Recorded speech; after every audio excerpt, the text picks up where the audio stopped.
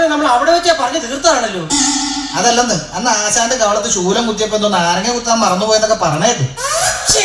ഇത്ര ഉത്തരവാദിത്വം ഇല്ലാത്ത കമ്മിറ്റിക്കാരി ഒരു പണി ചെയ്താൽ തീർത്ത് ചെയ്യത്തുമില്ല. ചേടാ ശൂലം കുത്തി കുത്തി ഇപ്പൊ സോഡ കുടിക്കുമ്പോ ഷവറിൽ നിന്ന് വെള്ളം വരുന്ന പോലാണല്ലോ. ആശാനെ നമുക്ക് ഈ ഫ്രണ്ട് കത്തണം ഒഴിവാക്കിയാലോ? ഒക്കോണം അതുള്ളതുകൊണ്ടാ കല്യാണം തടയാൻ പറ്റുന്നത്. ആശാനെ ഒരു ഐഡിയ. എന്താ ചേട്ടാ? നമുക്ക് കർട്ടൻ മാറ്റി ഷട്ടറാക്കിയാലോ? അതാവുമ്പോ താഴ്ത്തി പൂട്ടിയ പിന്നെ പുറകിൽ നിന്നുള്ള ആക്രമണം സൂക്ഷിച്ചാൽ മതിയല്ലോ. എങ്ങനെയുണ്ട്? അയ്യോ എടാ അത് പുറത്തുനിന്നെങ്ങാനും ആൾക്കാർ പൂട്ടിക്കഴിഞ്ഞാൽ നമ്മൾ പെട്ടുപോത്തില്ലേ. അത് ശരിയാണല്ലേ. ആ അപകടത്തിൽ നിന്ന് ഒഴിവാകാൻ വേണ്ടിയാണ് തുണി കൊണ്ട് ഫ്രണ്ട് കട്ടൻ ഉണ്ടാക്കിയിരിക്കുന്നത്. മനസ്സിലായോ? അവൻ ഐഡിയ കൊണ്ട് വന്നിരിക്കുന്നത്. ആശാനെ അങ്ങനെയാണെങ്കിൽ രക്ഷപ്പെടാൻ ഒരൊറ്റ ഐഡിയ ഉള്ളൂ. എന്തോന്നു? നമുക്ക് ഈ കർട്ടൻ പൊക്കാതെ ബാല കളിച്ചാലോ? എടാ കട്ടൻ പൊക്കാതെ കളിച്ച ബാലെ ആര് കാണും? കർട്ടൻ പൊക്കിയിട്ട് ആര് കാണുന്നു?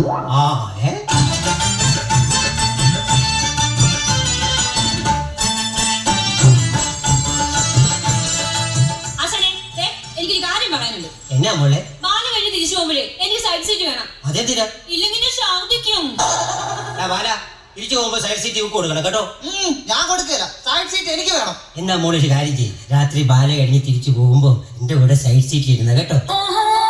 പിന്നെ എല്ലാരും കേൾക്കാൻ വേണ്ടി പറയാ, ഇന്നത്തെ പരിപാടിയോടെ കഴിഞ്ഞാ പിന്നെ ചെയ്യണം. ഇന്നത്തെ പരിപാടി കഴിഞ്ഞാൽ പിന്നെ ചെയിൻ പ്രോഗ്രാം ആണോ?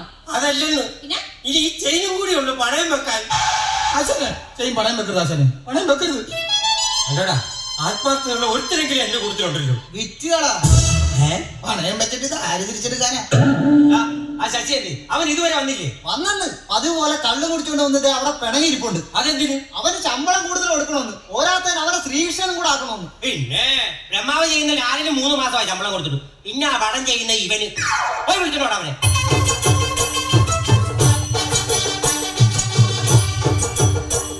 ശശി നീ നാട്ടുകാരെ കൊണ്ട് അതും ഇതും പറയിപ്പിക്കരുത്.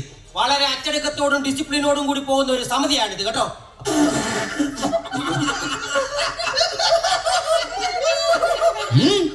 ശശി നീ എന്തിനാ കള്ളു കുടിച്ചിട്ട് ഇപ്പൊ ഈ തട്ടായി കയറിയത്? ഞാൻ എന്തെങ്കിലും കള്ളു കുടിക്കാതെ തട്ടി കയറിയിട്ടുണ്ടോ? ഇല്ല. പിന്നെ എന്നാ ഞാൻ കുഴപ്പം? ഇന്ന് എന്റെ സങ്കടം കൊണ്ടാ ഞാൻ കുടിച്ചേ. നിനക്കെന്നാടാ ഇതിനും വേണ്ടി സങ്കടം? ഈ ബാലലാകപ്പാടെ 7 വേഷമുണ്ട്. അതിൽ 4 വേഷം ആച്ചാൻ തന്നെ ചെയ്യും. പിന്നെയുള്ളതോ രാജാവും രാജഗുരുവിന്റെയും വേഷം. അത് ധവനും ദിവനും ചെയ്യും. ബാക്കിയുള്ളവന് സ്ഥിരമായിട്ട് ഭടൻ, ഭൂതം, രാക്ഷസൻ ഇങ്ങനെയുള്ള വേഷങ്ങളാ. നിന്റെ രൂപത്തിന് പറ്റിയ ഏറ്റവും നല്ല വേഷമാണ് നീ ഇപ്പൊ ചെയ്തുകൊണ്ടിരിക്കുന്നത്. ആശാനെ അഭിനയിക്കാനുള്ള മോഹം കൊണ്ട് ചോദിക്കുക, എന്തെങ്കിലും ഒരു ഡയലോഗുള്ള വേഷം എനിക്ക് തന്നോടെ. എന്തിനാ ആശാനെ എന്നോട് ഈ അണവണങ്ങണ? എന്നാന്ന്? അവഗണന ആയിരിക്കുള്ളൂ അല്ലേ? അതെ അതെ അല്ല ഇതാണ് ഞാൻ ഇവന് ഡയലോഗ് ഉള്ള ഒരു വേഷം പോലും കൊടുക്കാത്തത്.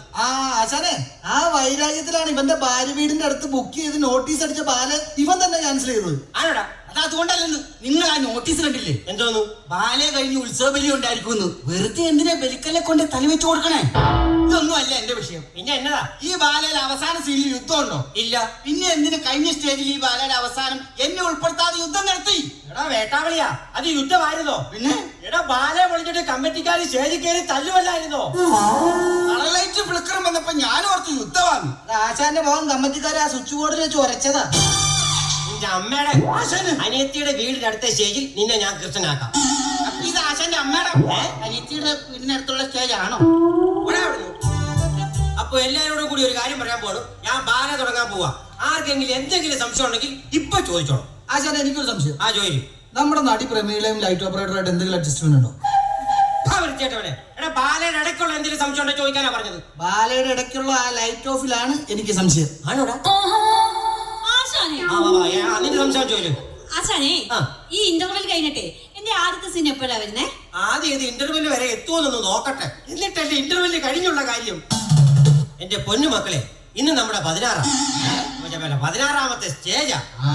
കഴിഞ്ഞ 11 സ്റ്റേജും തട്ടിമുട്ടിയും 100 വ്യത്യാസത്തിലാണ് നമ്മൾ രക്ഷപ്പെട്ടത്. ഇന്നും രക്ഷപ്പെടും.